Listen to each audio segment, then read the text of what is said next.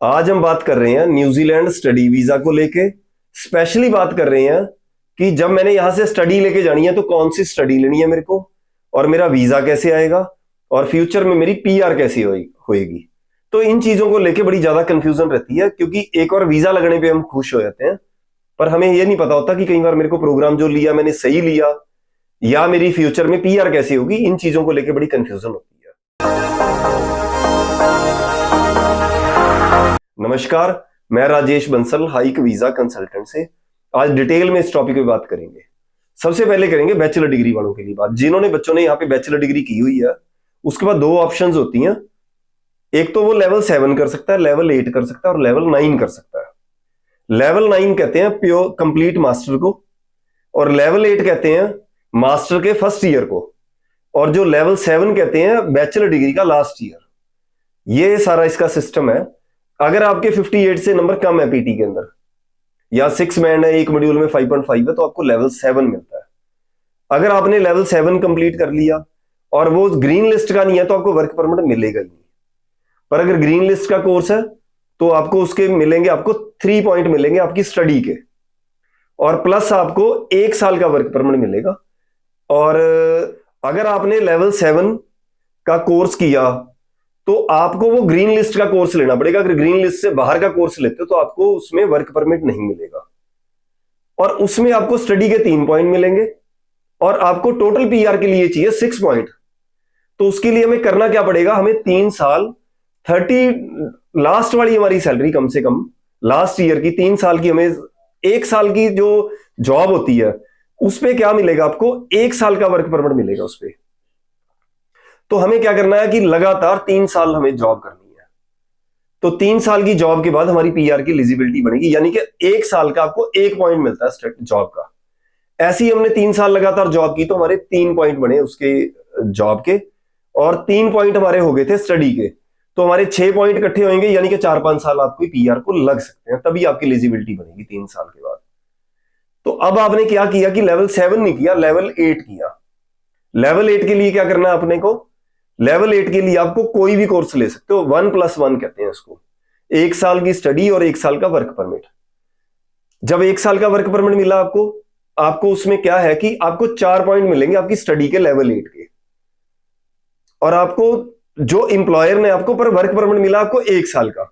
जो इंप्लॉयर के पास आप जॉब कर रहे हो तो वो आपको, उसने आपका एक्सटेंड करवा दिया आपका वीजा।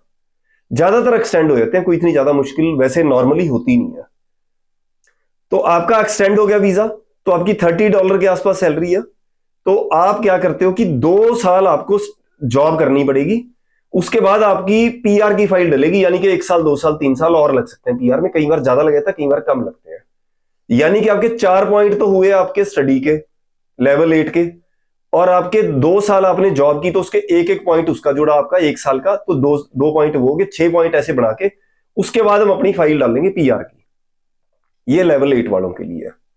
अब बात करेंगे लेवल 9 वालों के लिए।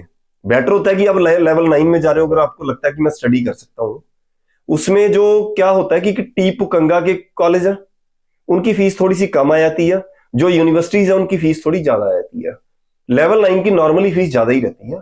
उसमें जो फंड शो करने पड़ते हैं 40 से लेकर 50 लाख रुपए होते हैं, और उसमें आप एजुकेशन लोन या कुछ लगा सकते हो। पर अगर लेवल 9 कर लेते हो, वो 1.5 साल की स्टडी होती है 1 साल की बजाय, जो लेवल 8 1 साल की स्टडी थी। इसका फायदा ये होता है कि हमें 3 साल का वर्क परमिट मिलेगा हमें, यानी कि 1 साल की स्टडी, 1.5 साल की स्टडी की हमने, 3 साल का हमें वर्क परमिट मिला।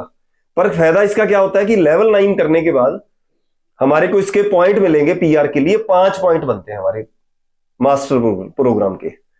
तो 5 पॉइंट हमारे हो गए मास्टर के स्टडी के अपनी, और 1 साल आपने अपनी जॉब की, तो आपके हो गए 6 पॉइंट 1 साल की स्टडी के बाद। फिर आपकी पीआर की एलिजिबिलिटी बन जाती है, यानी कि 1.5 साल एक लग गया आपका स्टडी का, और 1 साल आपकी जॉब का लगा। तो यानी कि अब 2.5 साल से लेकर 3 साल के अंदर आप पीआर की एलिजिबिलिटी बन जाती है आपकी, अब अपनी पीआर फाइल कर सकते हो। तो ये होता है मास्टर प्रोग्राम के लिए। अगर आपने बैचलर डिग्री की, बैचलर डिग्री 2-3 तरह की होती है, यानी कि आपको बीएससी नर्सिंग मिल जाती है, या आपको कोई ऐसे प्रोग्राम और मिल जाते हैं जिनकी वहां पे बड़ी ज्यादा हाई डिमांड में है। नॉर्मली आपको बैचलर डिग्री के मिलते हैं 3 पॉइंट, पर अगर आपने कोई ऐसे कोर्स किए हो जो बड़े क्रिटिकल स्किल है तो उसमें जल्दी भी पीआर हो सकती है आपकी। पर नहीं तो आपको 3 साल की स्टडी करने के बाद आपको 3 पॉइंट मिले बैचलर डिग्री के, और आपको अपनी फील्ड के अंदर 3 साल आपको जॉब करनी पड़ेगी, यानी कि 6 साल टोटल। उसके बाद आपकी पीआर की एलिजिबिलिटी बनती है आपकी।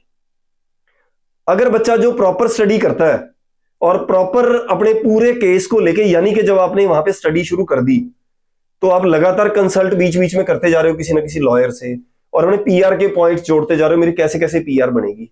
पहले क्या सिस्टम होता था कि आपको रीजनल एरिया के अलग से ज्यादा पॉइंट मिल जाते थे, एज के पॉइंट मिलते थे, ये चीजें उन्होंने खत्म कर दी। अब इन्होंने ये पॉइंट सिस्टम कर दिया, हालांकि इतना इजी भी नहीं है। पर अगर हम सीरियस जो स्टूडेंट रहता है और पीआर पे बहुत ज्यादा फोकस करता है, उसकी 100% पीआर होती है। बहुत सारे ऐसे स्टूडेंट होते हैं हमारे जो पहले से भी गए हुए हैं।